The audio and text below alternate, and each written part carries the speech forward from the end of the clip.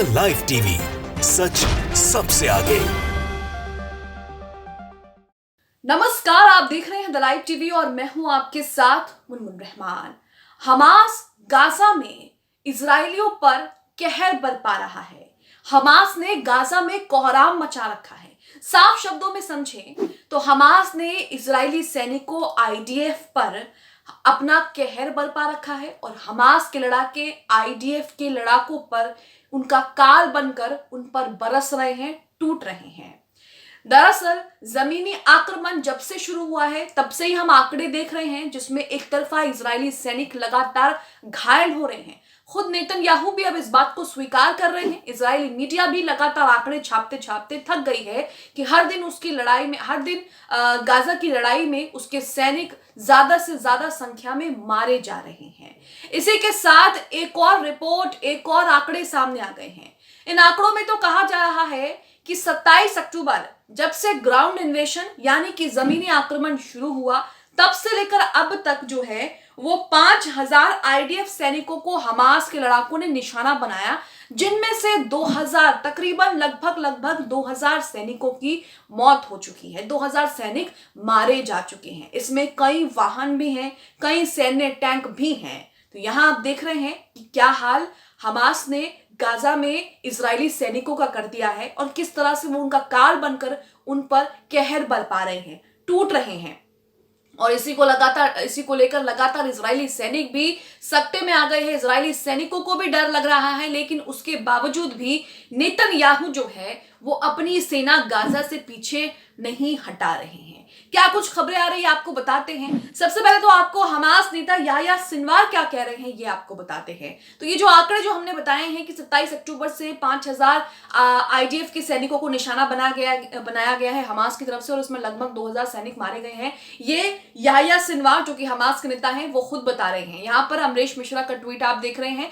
यहाँ पर इन्होंने हमास नेता याह्या सिनवार का जो आंकड़े बताए हैं उसे कोट करते हुए लिखा है कि आईडीएफ गाजा ग्राउंड इन्वेशन के बाद यानी कि जमीनी आक्रमण के बाद हमास ने 5000 आईडीएफ सैनिकों को निशाना बनाया है। तो जब से जमीनी आक्रमण शुरू हुआ है तब से हमास ने 5000 इजरायली सैनिकों को निशाना बनाया, 1/3 को मार भी डाला है। 5000 में से 1/3 सैनिक मारे भी गए हैं। 7 अक्टूबर की इजरायली मौतों 319 को छोड़ दें तो 1666 आईडीएफ सैनिक मारे गए हैं। 750 वाहन जो है वो नष्ट किए गए हैं। अब यहाँ पर 1666 प्लस 319 अब तक कुल लगभग 2000 सैनिक मारे गए हैं। 1985 सैनिक हैं जो मारे गए हैं। लगभग 2000 के करीब ये संख्या है, आप समझ लीजिए कुल राउंड फिगर मिलाकर के 2000 सैनिक जो है वो इजराइल के मारे जा चुके हैं जमीनी आक्रमण में 27 अक्टूबर से लेकर अब तक। और जो निशाना बना जिन सैनिकों को निशाना बनाने की बात है वो 5000 संख्या है। अब यहाँ आप देखिए कि इनमें से कई घायल होंगे, कईयों का इलाज चल रहा होगा और हमने खबरों में भी देखा है कि कई सैनिक तो अपंग हो गए हैं, डिसेबल हो गए हैं, कईयों की आंखों की रोशनी जा चुकी है। ये सब परिणाम निकल करके सामने आ रहे हैं। तो यहाँ आप देख रहे हैं कि कितना खतरनाक हमास जो है वो गाजा में इजरायलियों के लिए हो गया है। इजरायली सैनिक किस तरह से अपनी जान बचा बचा कर वहां से भाग रहे हैं। नेतन्याहू क्या कह रहे हैं ये भी आपको बता देते हैं। नेतन्याहू ने भी मीडिया में बातचीत करते हुए मीडिया को बयान दिया है कि गाजा में इजराइल जो हमास से लड़ रहा है उसको यानी कि इजराइल को भारी कीमत चुकानी पड़ रही है और गाजा में जंग इजराइल पर अब भारी पड़ रही है। आप अपनी स्क्रीन पर हिंदुस्तान का ये आर्टिकल देख रहे हैं जिसमें लिखा है कि गाजा की जंग अब पड़ रही है भारी, लगातार मारे जा रहे हैं इजरायली सैनिक। नेतन्याहू बोले नहीं हट सकते हैं पीछे। तो नेतन्याहू कह रहे हैं कि पीछे नहीं हटेंगे लेकिन हमें नुकसान बहुत हो रहा है। यहां पर नेतन्याहू अब अपना नुकसान स्वीकार कर रहे हैं। आगे लिखा है हमास के साथ इजराइल की जंग जारी है। 7 अक्टूबर को किए हमास के हमले के बाद इजराइल ने जंग ऐलान कर दिया। हमास ने अपने हमले के दौरान 1200-1400 लोगों को मार गिराया और करीब 200 लोगों को अगवा भी कर लिया। बदले की कार्रवाई में इजराइल ने भी हमास के कब्जे वाले गाजा में लगातार एयर स्ट्राइक की जिसमें 20,000 लोग जो है वो मारे गए हैं, जिसमें बच्चे और महिलाएं बड़े तौर पर शामिल हैं। हमास के ठिकानों को तबाह करने के लिए इजराइल ने गाजा में अपनी सेनाएं भी भेजी। दोनों तरफ से जमीनी भिड़ंत में इजराइल को काफी नुकसान हो रहा है।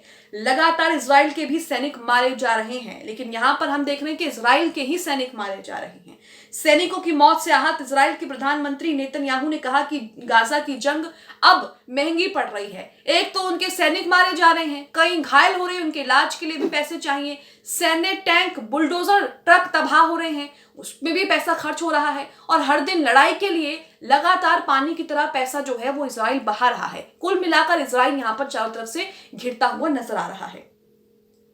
आगे लिखा है अरब न्यूज की रिपोर्ट के मुताबिक इजराइल के प्रधानमंत्री नेतन्याहू ने कहा है कि गाजा की जंग की बहुत भारी कीमत चुकानी पड़ रही है, क्योंकि हमास के साथ लड़ाई में मारे गए सैनिकों की संख्या बढ़ रही है। आपको बता दें कि इजरायली सेना द्वारा शुक्रवार को फिलिस्तीनी क्षेत्र में 14 सैनिक मारे जाने की घोषणा की।